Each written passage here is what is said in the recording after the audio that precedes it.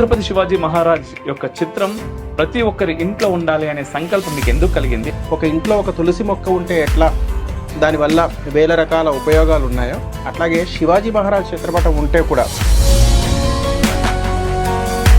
ఆయన 15వ ఏటనే కోటను జయించాడు, తోరణ దుర్గాన్ని. ఎట్లా సాధ్యమైంది?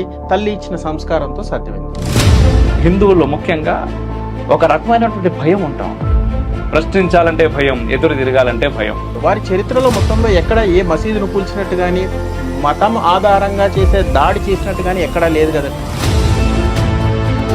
చరిత్రను తప్పుగా వక్రీకరించుదామని అనుకునే వాళ్లకు శివాజీకి నరేంద్ర మోడీకి చాలా సారూప్యత ఉందండి. అధిగమించలేని కష్టాలను అధిగమించగలడమే శివాజీ గొప్పదనానికి కారణం. ఇది నరేంద్ర మోడీ గారు రాశారు. యువత ఏమనుకుంటున్నారంటే కేవలం కొద్దిగా గట్టిగా మాట్లాడితే అదే ధైర్యం అని అనుకుంటారు. నిజానికి ధైర్యం అంటే ఆచరణ. రామాయణాలు చదవమంటారు, మహాభారతాలు చదవమంటారు. ఇప్పుడేమో ఈయన వచ్చి కొత్తగా ఛత్రపతి శివాజీ మహారాజ్ పుస్తకాలు చదవమంటున్నారు. రాముడైనా కృష్ణుడైనా కర్మ సిద్ధాంతాన్ని ఆచరించాడు. శివాజీ కూడా స్కూల్ ఎడ్యుకేషన్లో మనకి ఎక్కడ కనిపించదు ఛత్రపతి శివాజీ మహారాజ్ గురించి. మనం అంటాం ఇవాళ పలానా మొఘల్ తాజ్మహల్ కట్టాడు ఆయన. మరి వాళ్ళ సొంత ఊర్లో ఏం కట్టలేదు ఆయన. బిర్యానీని మొఘలై బిర్యానీ అంటారు. అవును. బియ్యం ఎక్కడ పండుతుంది?